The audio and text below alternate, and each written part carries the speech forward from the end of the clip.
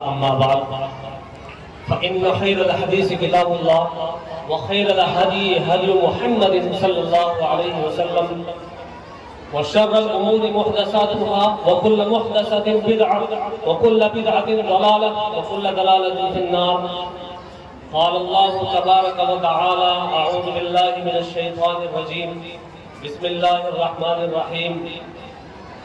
لو أنزلنا هذا القرآن على جبل لرأيته خاشعا متصدعا من خشية الله وتلك الأمثال نضربها للناس لعلهم يتفكرون. صدق الله العظيم. وقال النبي صلى الله عليه وسلم: طلب العلم فريضة على كل مسلم ومسلمة، أو كما قال عليه الصلاة والسلام. معزز سامعین، الحمدللہ مدارس اسلامیہ یہ دین کے مرکز ہیں اور تمام خیر یہاں سے ہو کر گزرتی ہے. ہمارے پیر و مرشد داعی اسلام حضرت مولانا محمد کلیم صدیق صاحب فرماتے ہیں کہ دنیا میں اگر کسی کو کلمہ پڑھنے کی توفیق ملی ہو، کسی کو دین کی دعوت دینے کی توفیق ملی ہو، کسی کو تبلیغ میں جانے کی توفیق ملی ہو، کسی کو نماز پڑھنے کی توفیق ملی ہو، کسی کو تسبیح پڑھنے کی توفیق ملی ہو اور اس میں مدرسے کا حصہ نہ ہو، ایسا ہو نہیں سکتا. اس میں ضرور مدرسے کا حصہ ہوتا ہے. قرآن کریم اللہ کی کتاب ہے اور اس کی کوالٹی بھی اللہ جیسی ہے.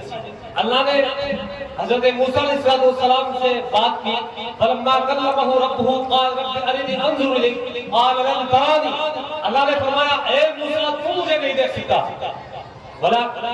قال لن ترانی ولكن انظر الى الجبل فإن استقر مكانه فسوف ترانی. اے موسیٰ اگر تو پہاڑ کو دیکھ لے تو تو مجھے دیکھ لے گا. فلما تجلى ربه للجبل جعله دكا وخر موسى صعيقا. جب اللہ نے اپنی تجلی ڈالی پہاڑ پر، پہاڑ ریزہ ریزہ ہو گیا اور جب ریزہ ریزہ ہو گیا تو موسیٰ علیہ السلام نے دیکھا تو بے ہوش ہو گئے. تو پھر اللہ رب العالمین سے دعا کی: اللہ حقیقت میں تجھے نہیں دیکھ سکتا. قرآن کریم اللہ کی وہ کتاب ہے جس کو اللہ نے پہاڑوں پر پیش کیا تو پہاڑ ڈرنے لگے، اور اللہ نے آسمانوں پر پیش کیا تو وہ بھی ڈرنے لگے. اللہ کا قرآن اللہ کا یہ کلام ہے. اس کی کوالٹی اللہ جیسی ہے. اللہ جیسی کوالٹی قرآن کی کوالٹی.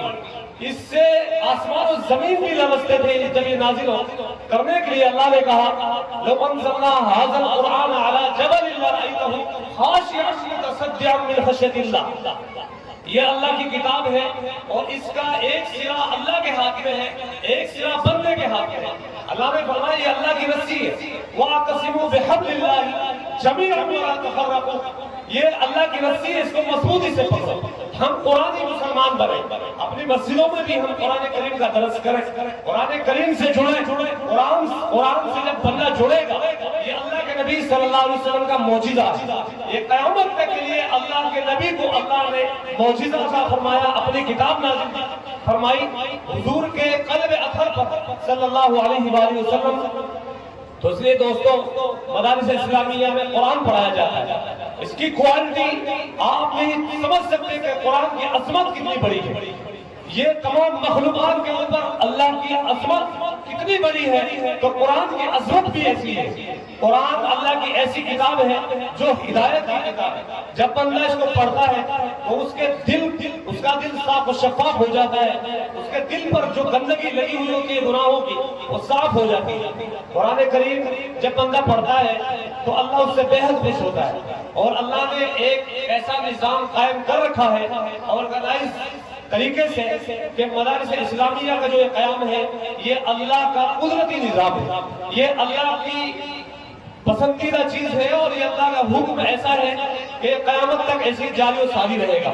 یہ اللہ کا ایک نظام ہے جو قرآن کی حفاظت میں اللہ نے اس کو بنا رکھا ہے. اس میں آنے والے حضرات، اس میں پڑھنے والے طلباء طالبات یہ اللہ کے بہت ہی پسندیدہ مخلوق، کیونکہ اللہ کی کتاب وہ کتاب ہے جب اس سے کوئی لکڑی بھی جڑتی ہے، اس کا تعلق کسی لکڑی سے ہو جاتا ہے، رحل پر جب قرآن رکھا جاتا ہے تو وہ بھی عظمت و والی ہو جاتی ہے، اس کی بھی عزت ہوتی ہے، اس کا احترام کیا جاتا ہے. یہ میں فقہ کا ایک مسئلہ پڑھ رہا تھا ہدایہ میں، اس میں لکھا ہے کہ قرآن کریم سے جو جزدان کے جو جڑا ہوا ہے کپڑا اس کو بغیر وضو کے چھونا بھی جائز نہیں. تو اس لیے قرآن کریم ایسی کتاب ہے جو اس سے جڑتا ہے وہ اللہ کی نظروں میں بس وہ اللہ کی نظروں میں آ جاتا ہے, اللہ اس سے محبت کرتا ہے. اور موسیٰ علیہ السلام نے کہا کہ اللہ بے شک میں تجھے نہیں دیکھ سکتا.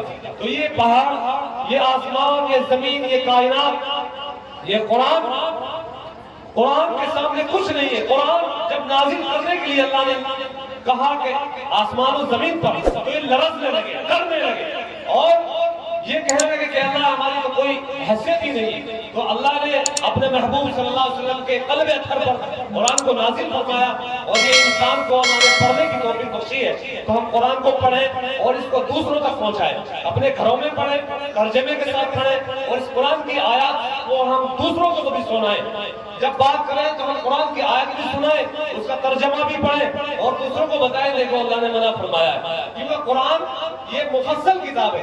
الف لام را کتاب احکمت آیاتہ ثم فصلت من لدن حکیم خبیر. یہ کتاب مفصل کتاب ہے. اس میں یہ نہیں کہ اس کے پیچھے کچھ اور ہے, اس کا مطلب کچھ اور ہے, اس کا باطنی مطلب کچھ اور ہے. یہ ایسا نہیں ہے. جو ظاہری مطلب ہے اس کا وہی باطنی مطلب بھی ہے. ہم قرآن کریم کو اپنی زندگی میں لائیں, قرآن کریم کو روز پڑھیں, ترجمے کے ساتھ پڑھیں اور قرآن کریم کو پڑھتے ہوئے حدیث میں آتا ہے علی مرتضیٰ رضی اللہ عنہ کہتے ہیں جب میرا دل چاہتا ہے کہ میں اللہ سے باتیں کروں تو میں قرآن پڑھتا ہوں, جب میرا دل چاہتا ہے کہ اللہ مجھ سے باتیں کرے تو میں نماز پڑھتا ہوں.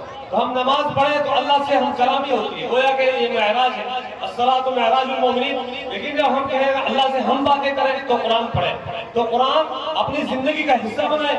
آج مسلمانوں نے قرآن چھوڑ دیا ہے, اس لیے پستی کا شکار ہو گئے. قرآن وہ کتاب ہے, اللہ کے نبی صلی اللہ علیہ وسلم نے فرمایا الاسلام یعلو ولا یعلو, اسلام غالب ہونے کے لیے آیا ہے, اسلام اس دنیا میں بلندی کے لیے آیا ہے.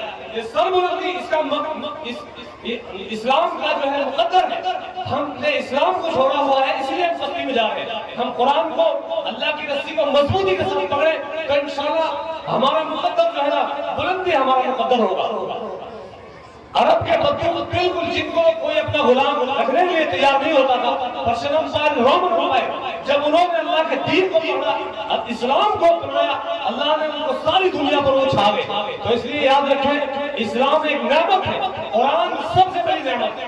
اسلام دین جو ہے وہ قرآن مقدس ہے. قرآن اور حدیث کے ساتھ تعلق جوڑیں تو انشاءاللہ ہمارے مقدر سربلندی ہوگی. اللہ ہم سب کو صحیح عمل کی توفیق عطا فرمائے. وآخر دعوانا الحمدللہ رب العالمین. ماشاءاللہ ہمارے حضرت کرم فرما